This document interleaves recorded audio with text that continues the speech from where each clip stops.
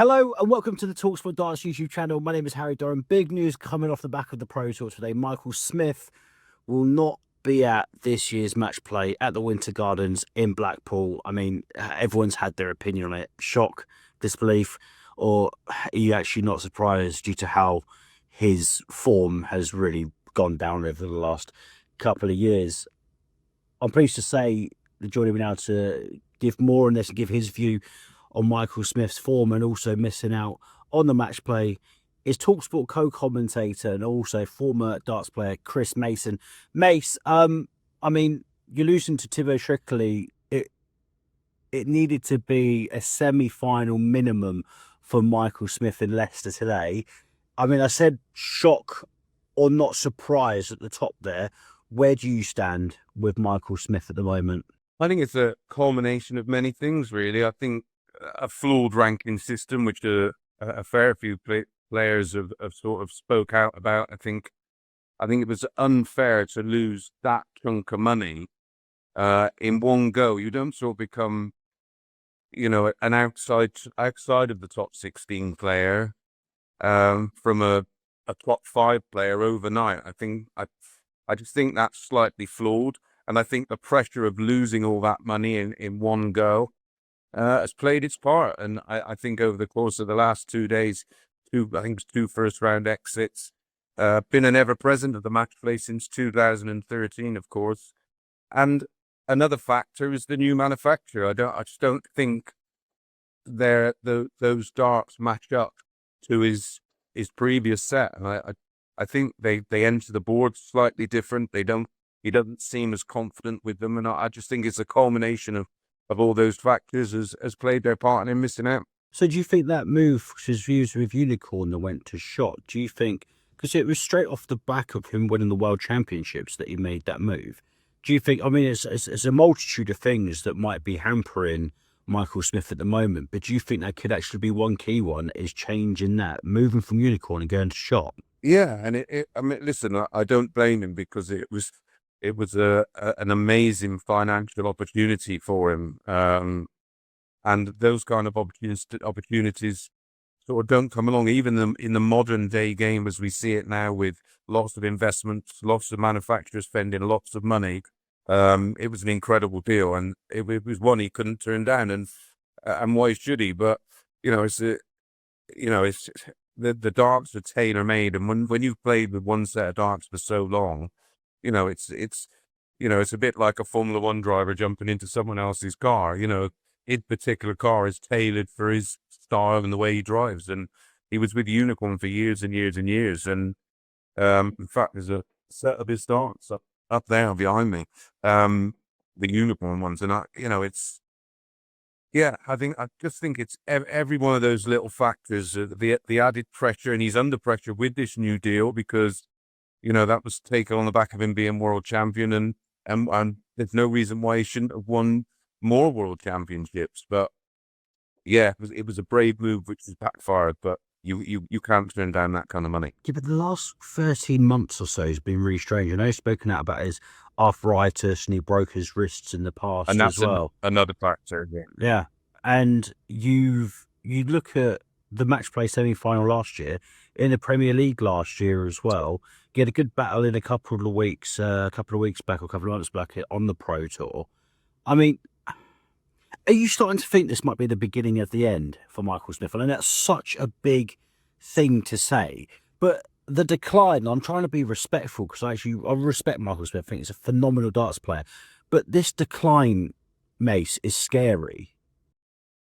Yeah, it is. It's listen, it people say it doesn't happen overnight, but for me, it was just this slow, almost grind-like effect where once you lose confidence in darts, it's horrific, and it's very hard. You can't sort of pretend, or you can't make it up. It literally comes through winning, and nowadays the strength and depth in the sport is so tough. The getting wins are hard. We've seen it. He's not the only one who sort of struggled in the past 10 years or so as the game has improved. But I mean, he's an incredible talent, a wonderful player, a real nice kid.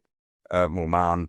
And it is sad to see. I got a lot of time for Michael, and yeah, it's horrible to watch because there's nothing really that you can do. You know, you can't put your finger on it. He actually came to do an exhibition locally to here, and he came in the pub before and after, and we sort of sat down and had a long chat about certain things and things he didn't know that he was doing and things I thought he should do.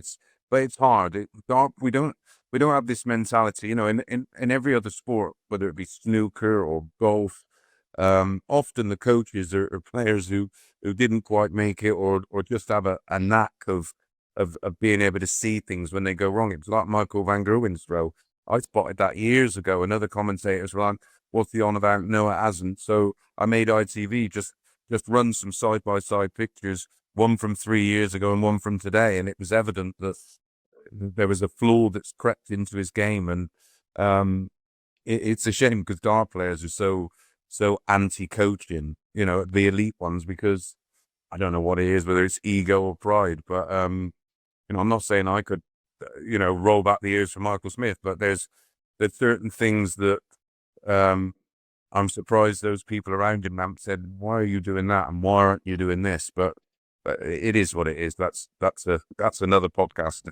If he was here right now, Michael Smith had joined this call, how would you get him to reset? I mean, I said the big claim of is at the beginning of the end for Michael Smith. But if he's in his position right now, he's just left Leicester off the back of a failed pro tour across both days as well. How does he come back from this? Because he's had his time off the back of winning the World Championships. That might have hampered him as well.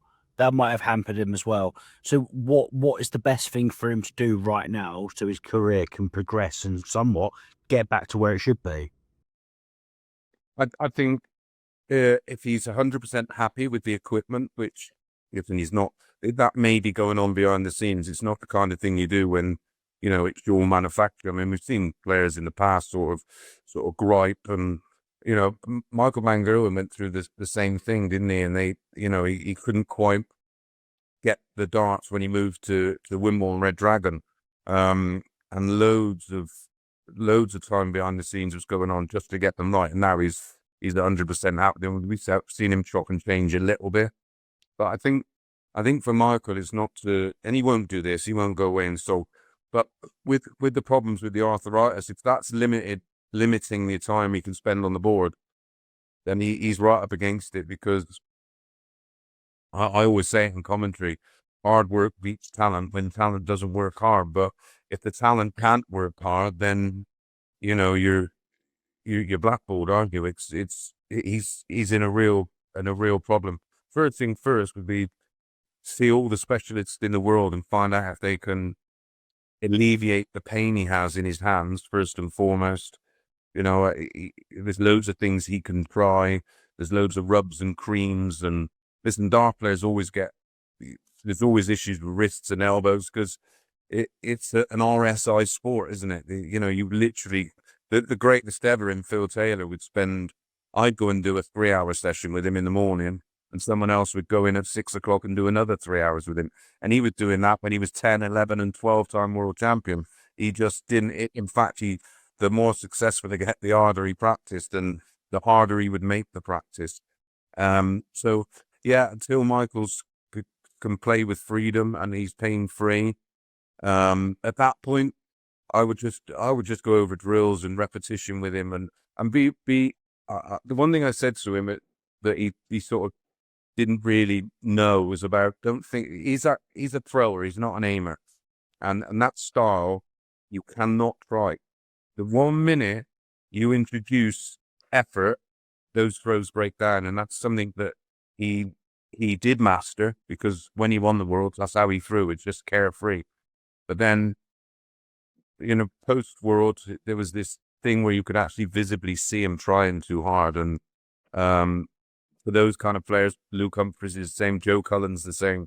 They've got to play with freedom, and it's got to have that fluidity. It's got to be relaxed and, like I say, effortless.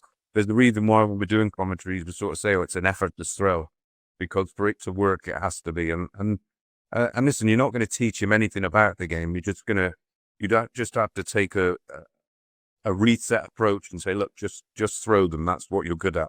Don't try. Don't think about the situation, because again, that just plants demons in the mind. And once the brain's involved in a sport, especially a sport like darts, it's, you know, you watch Ronnie around the table at his absolute prime. You know, it was effortless because he didn't have to think about it, because he just saw every shot. And it's very similar to darts. All that is a reversal of that, which is why a lot of the snooker lads make really good dart players, and a few of the lads who play darts are not bad snooker or pool players. Chris Mason, I want to thank you so much for your time, ladies and gentlemen. You'll be able to hear Chris Mason, of course, at the Euro Tour this weekend, and also the World Matchplay, which will be live on talkSPORT. Chris will be part of our team, along with Nico, Dance, the whole... Oh, Mark Wilson as well. Of course, you can't forget Mark Wilson. The man's bloody everywhere in darts. Mace, thank you so much for your time, mate. I appreciate it massively.